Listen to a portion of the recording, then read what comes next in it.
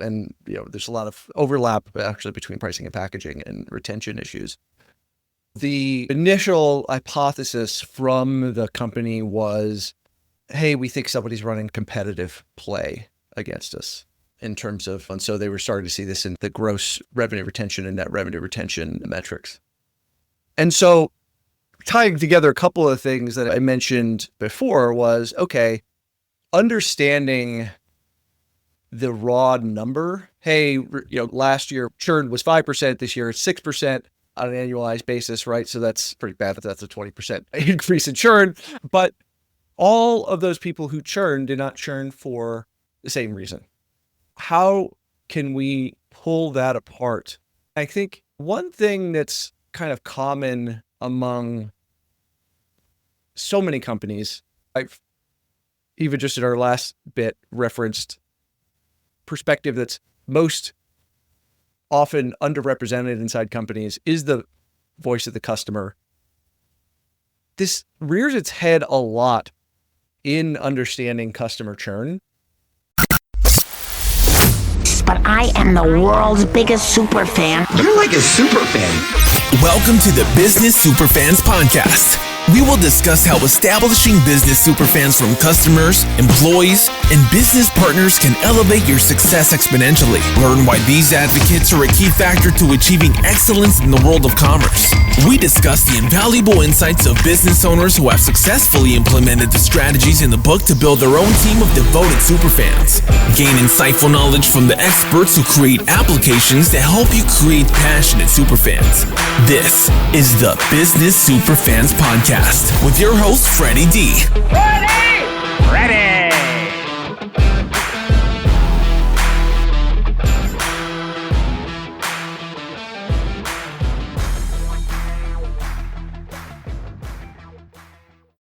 This episode is brought to you by our sponsor, Ninja Prospecting, the outreach team that makes cold connections feel warm and real.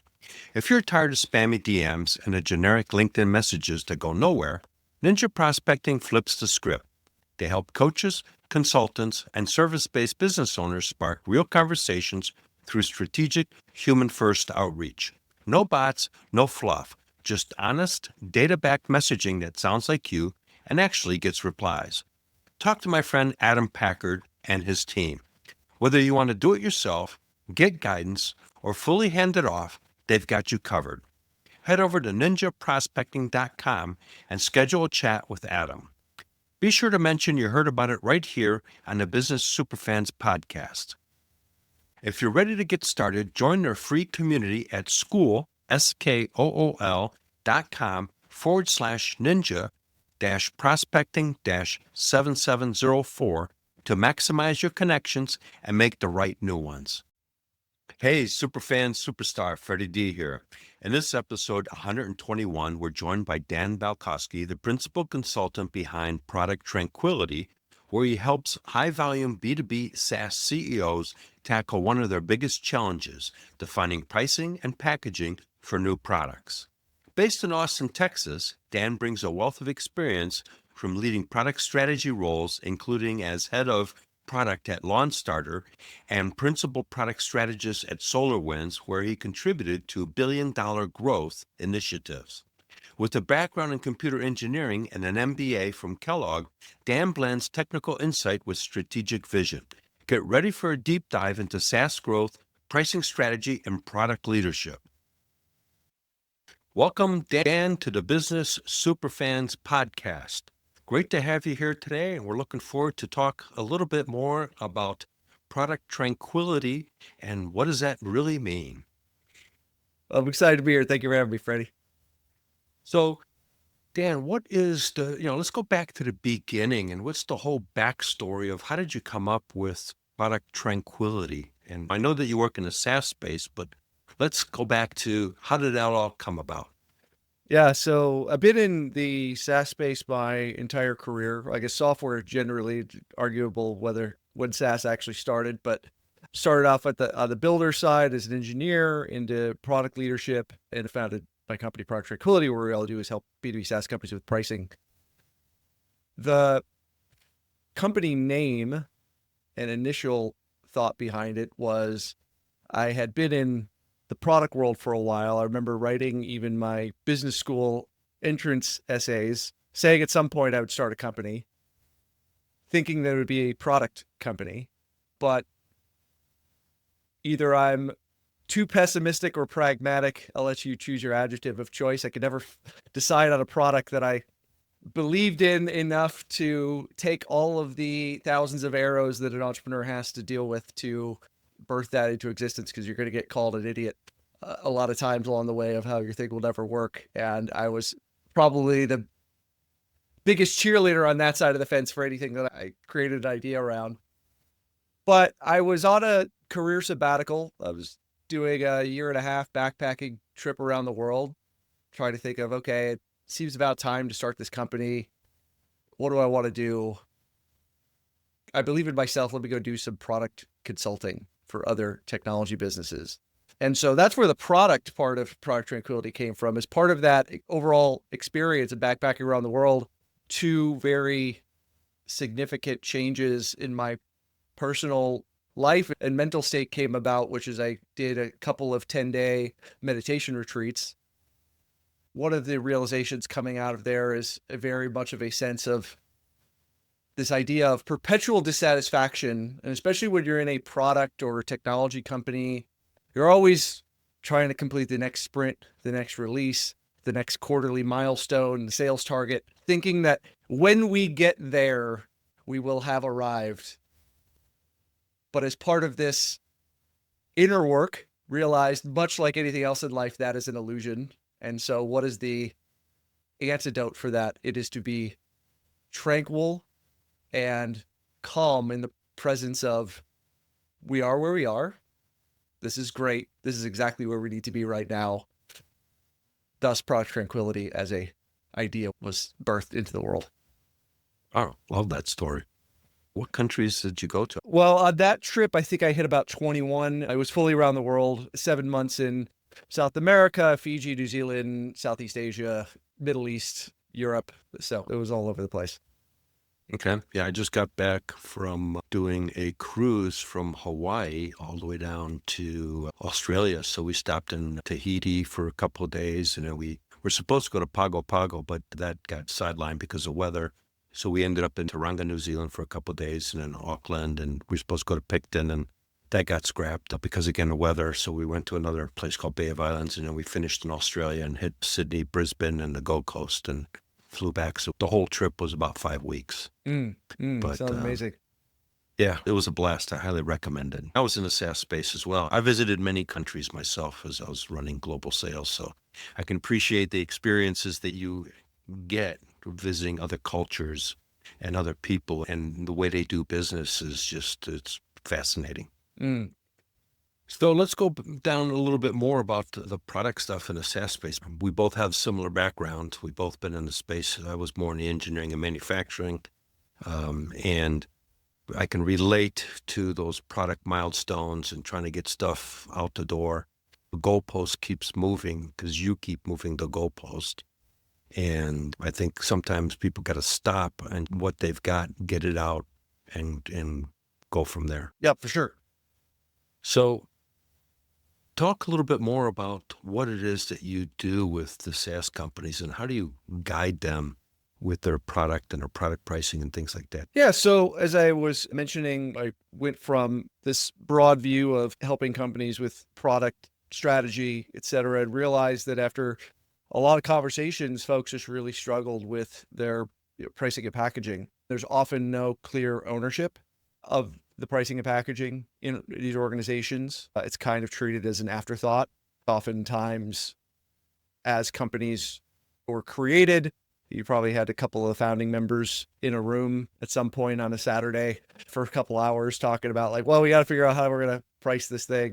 And then it kind of got set in stone. No one ever thought about it from there. And so you had to hire more engineers to write more code and more sales folks to sell it, and more marketers to get you more leads and more support people to answer the phones and the emails from customers.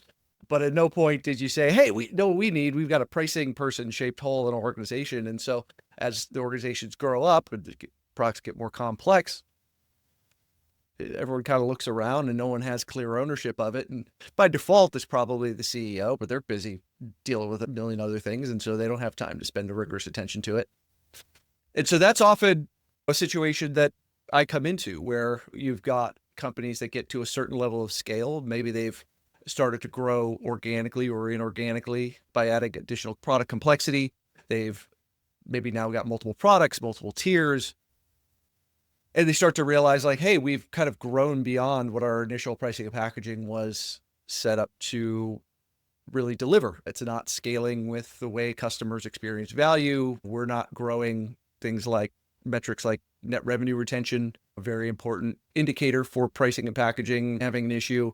So, potentially that's, hey, we're creating a new set of technology, or we've just acquired and we need to rationalize a portfolio. We've sort of grown through this all in one. I had a conversation with a company not too long ago where they're like, yeah, we've got one offer that we sell. It's just, we keep adding. And then all of a sudden we realize we're in 4 or 5 separate Gartner Magic Quadrants with our one offer. So we got to figure out how to cut this thing up. And it's an interesting situation because when you think about like physical products, if you're a physical product company selling widgets, this would never be the case. Like, you're making sweaters, you realize very quickly you're creating a 3-arm sweater. I assume there's a very small market for a 3-arm sweater, but with software, it's so easy because it's an intangible good. You just kind of add the one more thing, and then you add the one more thing, and pretty soon you got this giant Gordian knot. And so now you end up with this problem. Customers can't really understand what they're buying. The salespeople don't really know how to sell it. The marketing folks don't really know how to position it. It's kind of for everyone. The company hasn't really had to make hard trade-offs in terms of who they really going after because they just keep on adding to this big Gordian knot. And so now we got to figure out, okay, how do we actually figure out what we do with this and really unlock this such that we have the capabilities for sales folks to have proper give-gets in situations, be able to clearly articulate the value inside of sales conversations, have marketing be able to talk to the sets of capabilities in a robust way. And this is especially difficult for companies where you have a lot of software companies have very technical founding teams. They love to talk about speeds and feeds and features, right? This was always the, I'm a Mac, I'm a PC that Apple executed so well against Microsoft. Microsoft was very much the, hey, we've got all these features, et cetera. And Apple, the Steve Jobs point of view was like, hey, we help you be better at whoever you are, right? And that's very much the MO of most technical teams. And you can imagine as you creep past feature 50, feature 100, feature 150, customers, prospects are not going to understand the direct capabilities at the level, right? So you can't just enumerate a bunch of, I can't vomit all the features at you waiting for you to be impressed. I have to figure out a way to talk about collections of capabilities, in terms of the use cases, in terms of the benefits, the value to you, not the underlying features capabilities. And so that's a lot of the work that we end up doing with companies is helping them either untangle or make those stories much clearer to the marketplace that help them align their differentiated value and help them to support that story. Sure. No, I can completely relate where you're coming from because I worked with a construction software company that was geared towards home builders. And it was a guy that was doing house framing. And then he had created a system for his business and then sold his business. And he says, oh, I got this really cool platform. And they kept adding features and features and features to it. And so it could basically, Jack and Jill could walk up to the model house, order the way they want the house, and would create all the work orders for all the subcontractors and track all the projects and blah, blah, blah. The problem was it was this one big fat software product, and the way they would install it at some companies, they would bring it out and then somebody would sit there for hours and drag DLLs into particular folders. They had no installation software, no nothing. And I came on board, and one of the first things we did is we simplified that whole product so that you can ship it on a CD back then. This was about 2004. And so it was early stages of online SaaS. What I came up with is I created a desktop version, and then I created floating licenses. I didn't do the work, but I guided the development team to say, okay, you got a large company that's got people, they got to move around. And then we came up with pricing. So we came up with desktop pricing. We came up with enterprise pricing, floating license pricing. And once that took place, sales started to happen because people could actually buy a product that would work for them at the level of their business. Yeah, that makes a lot of sense. Yeah, somebody that was a small remodeler could buy a desktop version for themselves, and then if they wanted to, they could, as the business grew, they could expand to an enterprise level. And we had some companies that I sold to that would do the plumbing, they would do the concrete, and they would do the framing. So we could handle all that. So they were like an enterprise type of project. Yeah, and I think you're pointing out, assuming we'll get there, but like one of the things you're really highlighting is how central segmentation is. This has kind of been the tool that's served me so well throughout multiple areas of focus. What do I mean by that? It's like in your story, you pointed out, okay, hey, I've got these smaller remodelers. I got these bigger guys who do bigger projects, maybe enterprise level. That's one way of thinking through segmentation. And a lot of companies, I think, get stuck kind of at that firmographic level. Firmographics are things like, what is it, your industry vertical? How many employees you have, or how much revenue do you have? Where you're geographically based. But what I found generally is that that's usually insufficient for understanding why people make decisions. If I use the equivalent in the B2C space of demographics, okay, I'm a 43-year-old college educated male living in Texas. When I go on Amazon to buy something, I'm not using any of those criteria I just listed in order to make the decision for the thing I'm buying. And so often we face the exact same thing in the B2B scenarios. So, what in the cases like you mentioned, I remember helping a client where they were also in that construction space. And instead of the, SMB to mid-market spread, really the challenge was, hey, we've got all these different customer segments. They rattled off a list of 50 different types of construction. Well, we got the marble cutter, and we've got the bathroom remodelers, and we got the full scale sort of house developers, and we got the commercial. And it was like a list of 50, right? Which is helpful. It's like, okay, that's a good first start. But in order to make that actionable, you have to dig below the surface and figure out, okay, what is really driving each of those in terms of the use case and the context that they're in, that's defining how those folks view value. And then what are the folks that we're most interested in serving? Because ultimately, especially when it comes to the work I'm doing in either pricing and packaging or creating products, we have to make choices of like, who are we going after? And it's very likely that there's going to be certain of those customers we're going to have to serve less well in order to serve others better, because your alternative is trying to make a product that pleases no one, right? There's no average customer out there. And if you think you're going to serve the average customer, you're going to get beaten by competitors who are more focused than you and going to serve that non-average, that real person better than you are. Well, sure. And that was one of the things that I leveraged when I was selling both in the CAD CAM space, which is computer design, computer manufacturing, as well as in the construction space, was really, I would talk to the owners of the company, the management team, and where did they want to go with their business? What was the strategy? What was the plan? So we got out of listing has 27 different choices to do XYZ. We got into the business strategy conversations. And really, at that point, sometimes pricing becomes a secondary part of the conversation because you're now dealing with challenges. You're looking at bottom line conversations. You're looking on ROI on the investment. And this just happens to be a tool that helps them get to where they want to get to. So when you have those type of conversations, you get out of does this and yours does that. And it's more into what are the things that's costing the business money and how can we solve that and get them to the next level of where they want to go. Yeah, couldn't agree more.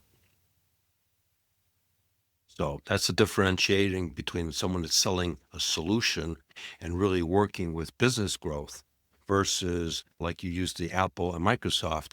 Look at all these cool bells and whistles that we got. Well, in reality, nobody cares because if it doesn't help me get my business to where I want to go, I could care less if it's got 57 different features versus, more importantly, the understanding of how it's going to take me to the next level. Just to your point with Apple, that was one of their power moves was, we make things easy. The information that you need right at your fingertips.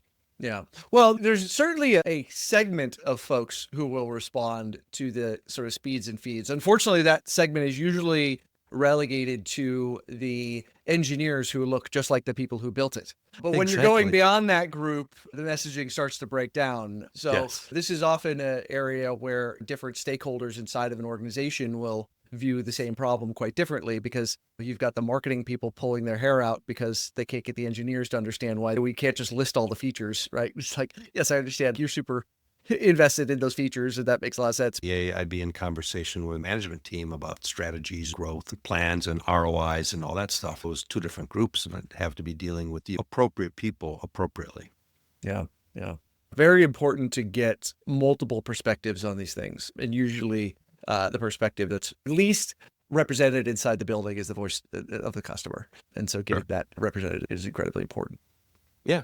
So Dan, let's get into a story of some company that you worked with and they were stuck, they were having challenges, and you helped put together their pricing, their packaging, and now they're what I would call a super fan of you, and they're promoting you, and they're referenceable, and they're your champions. Yeah. When it comes to specific pricing and packaging clients, I have to demur on sort of client confidentiality, but I will tell a story specifically around a company I was helping with the customer retention issue. And, there's a lot of overlap actually between pricing and packaging and retention issues. The initial hypothesis from the company was, hey, we think somebody's running competitive play against us in terms of, and so they were starting to see this in the gross revenue retention and net revenue retention metrics. And so tying together a couple of things that I mentioned before was, okay, understanding the raw number. Hey, last year churn was 5%, this year it's 6% on an annualized basis, right? So that's pretty bad that that's a 20% increase in churn. But all of those people who churn did not churn for the same reason. How can we pull that apart? I think one thing that's kind of common among so many companies, I've even just in our last bit referenced perspective that's most often underrepresented inside companies, is the voice of the customer. This rears its head a lot in understanding customer churn. Companies will maybe do some light retention blocking at the end of a customer trying to cancel. Hey, why'd you cancel? Maybe giving them a counter offer. Potentially having a little survey of like, why are you canceling? Oh, the product is too hard to use, or it's too expensive, we're not using it anymore, whatever that might be. And then they just kind of think like, okay, that's it. That's all we could ever ask for. And that's absolutely 100% not the case. I don't know about you, but I've found that if done correctly, customers and ex-customers are actually incredibly happy to tell you all the things that you screwed up along the way, because they don't want that to happen to the next person. Usually there's this bit of a social good that get paid forward of like, hey, like, yeah, you guys really need to fix this, or, hey, this was the situation that really caused this. And so we were in this particular scenario that I was explaining, I attacked that in two separate ways. The first was a broad survey to the base, also with some in-depth conversations.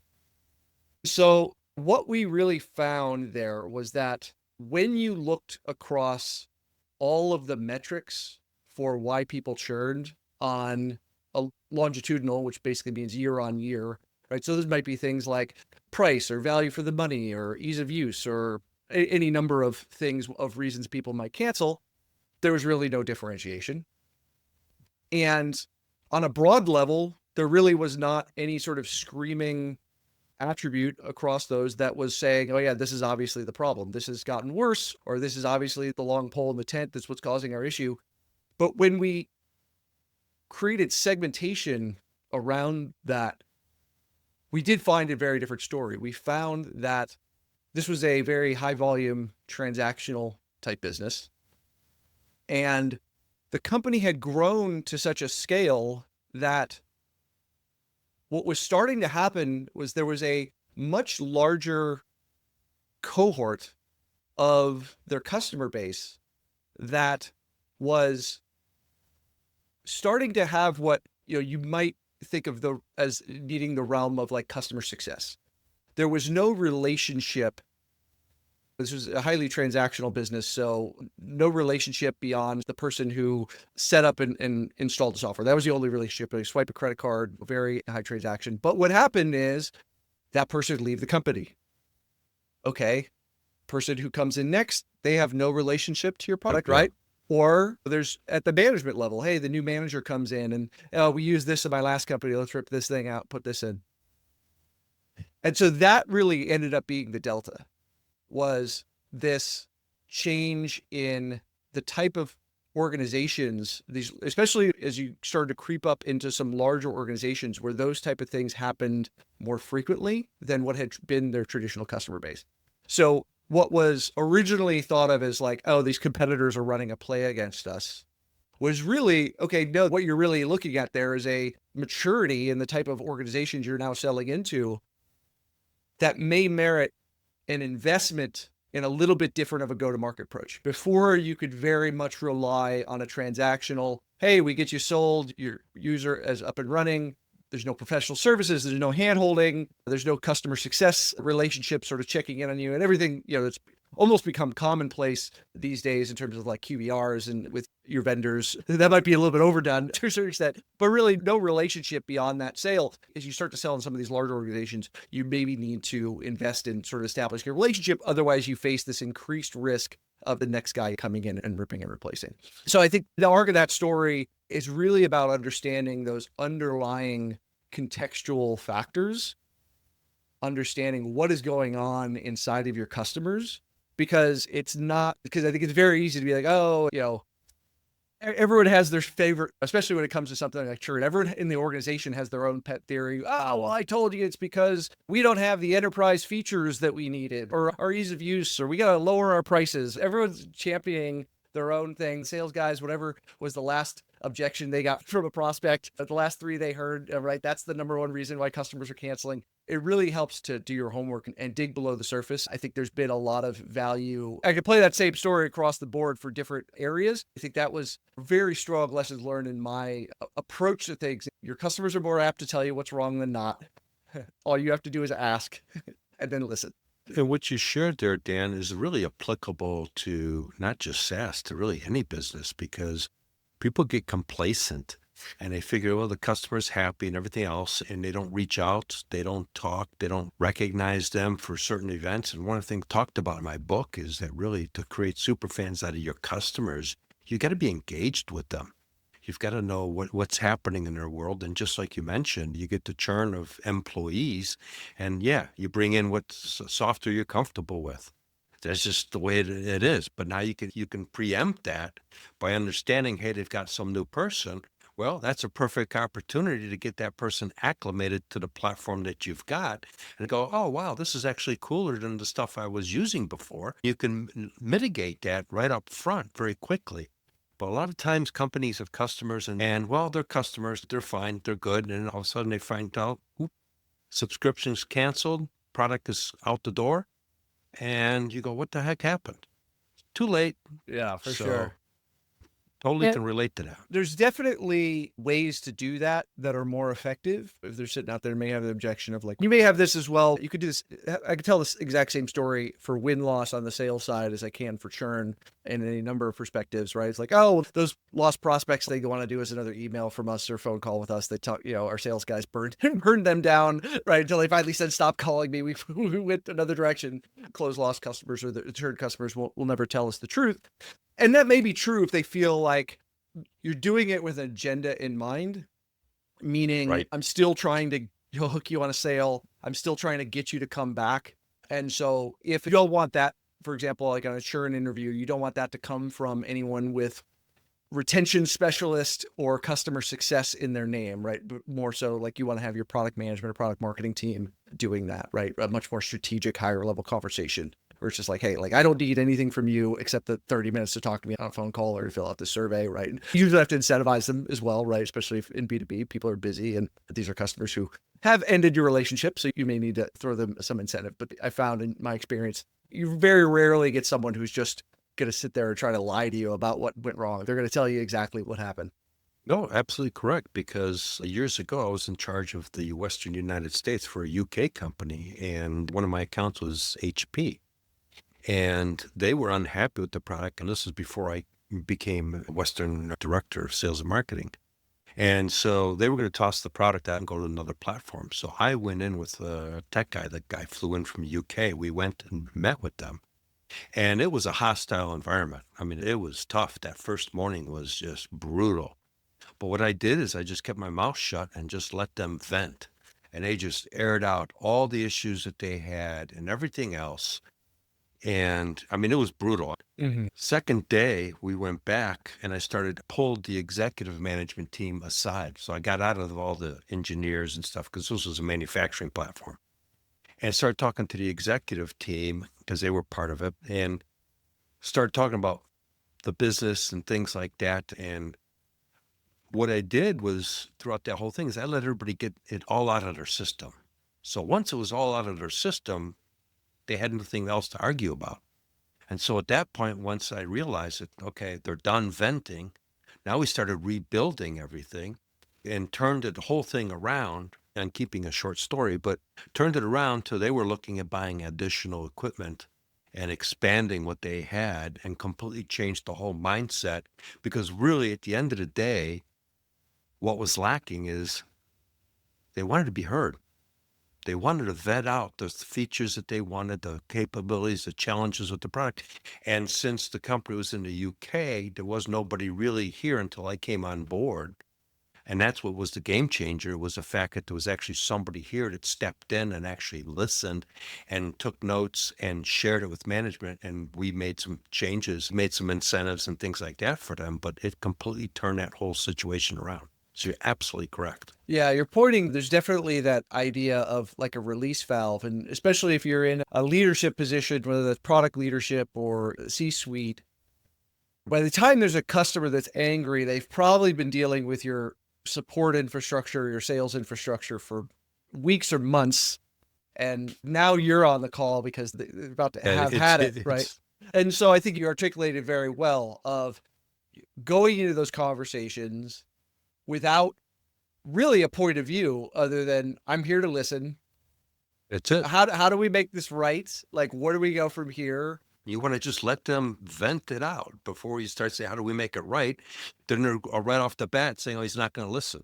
So you got to let it roll. I mean, you got to let it run its course, because once they're empty, and now they can absorb new information in. Otherwise, not going to happen. Yeah, I agree. The order of operations, you're absolutely correct.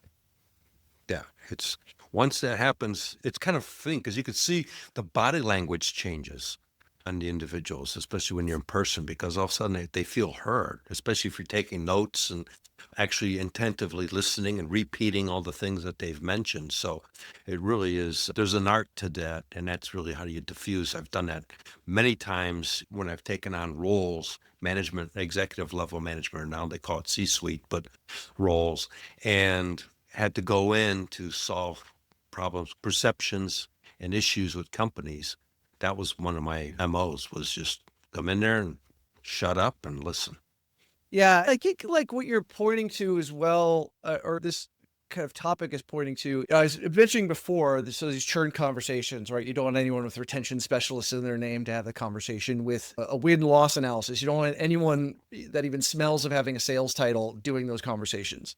I think there's a deeper point that I run into surprisingly often when I encourage companies, how many companies I talk to that don't have a robust churn program, don't have a robust win-loss program. Because the inevitable response I get from these type of companies is, oh, our sales folks are on the phone with customers all the time. Oh, our customer success people are on the phone with customers all the time. Our customer support people are answering support questions. We know our customers because we hear from them. I'm like, no. Those are Good different. luck with that. Those are different conversations.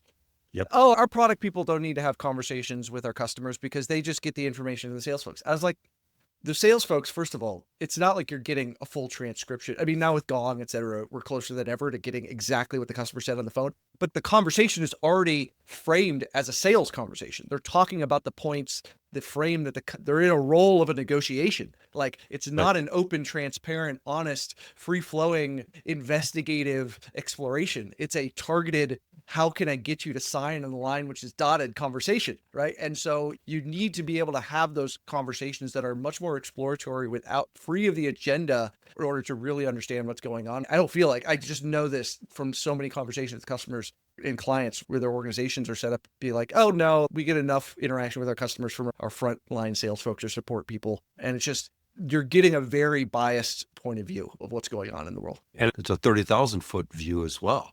So it's not deep inside what's going on because you're not even talking to the users that are using the technology and stuff like that. You're just getting a higher level conversation, which is not, a lot of times, not getting into what the perceptions of within the company, because I have a saying, an individual's perception is their own reality, right or wrong.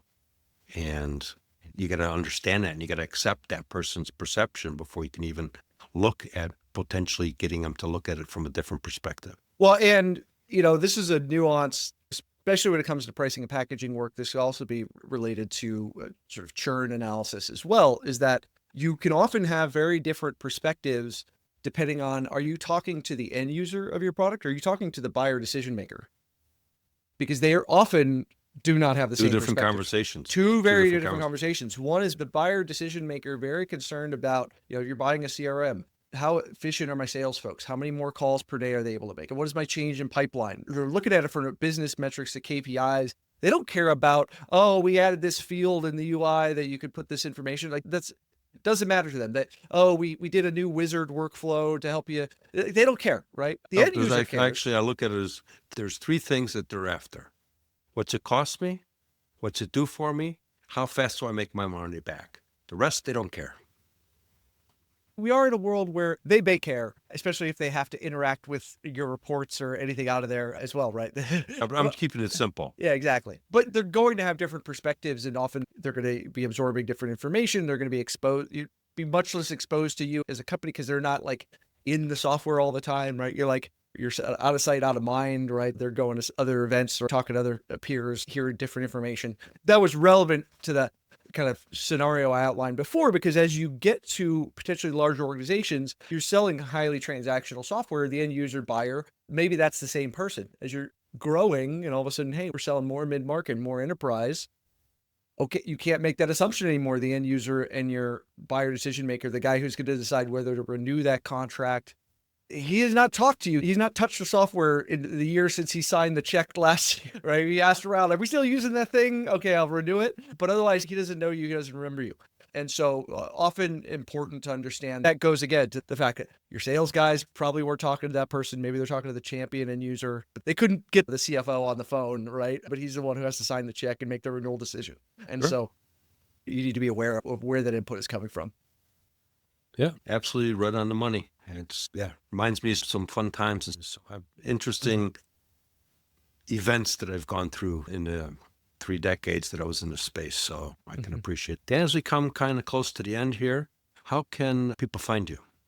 Yeah, happy to connect with folks on LinkedIn. Dan Balcauski, send me a note. I try to blog fairly regularly at my website, producttranquility.com. I also run my own podcast called SaaS Scaling Secrets. So folks who are also in the SaaS world, I interview scale-up B2B SaaS CEOs, all the different ways to grow and scale a SaaS company straight from the folks who are in the jungle doing it as we speak. So that can be found wherever podcasts are found. Yeah, we'll make sure that that's in the show notes. And thank you so much for your time. Great conversation. We look forward to having you on the show down the road again. Yeah, well, thank you so much for the time. Before we wrap, here's your quick debrief. Each episode in this 9-part series zooms in on one powerful pillar of my Superfans framework. 9 proven steps designed to turn your business from a flicker of potential into unstoppable, scalable prosperity. The pillars are S, strategize, U, unite, P, propel, E, elevate, R, rally, F, fortify, A, automate, N, nurture, S, sustain. Each week, we spotlight one pillar, extract a game-changing insight from today's guest, and close with your Superfan Success Spark, a bold, 24-hour action you can take immediately to move your business forward. Follow along through all 9 episodes, collect each spark, and you'll have a step-by-step playbook to create superfans who fuel rave reviews, rocking referrals, and rising revenue.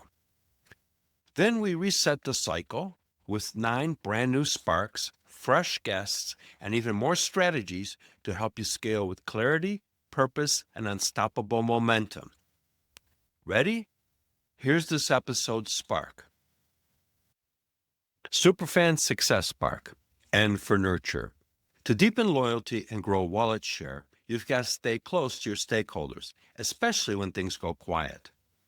Here's the insight. As Dan Balcauski put it, your customers are more apt to tell you what's wrong than not. All you have to do is ask and listen. Your 24-hour action. Reach out to one lost or silent customer today. No pitch, no pressure, just a genuine ask. What happened? Then listen. Really listen. We hope you took away some useful knowledge from today's episode of the Business Superfans podcast. The path to success relies on taking action. So go over to businesssuperfans.com and get your hands on the book if you haven't already. Join the Accelerator community and take that first step in generating a team of passionate supporters for your business. Join us on the next episode as we continue guiding you on your journey to achieve flourishing success in business.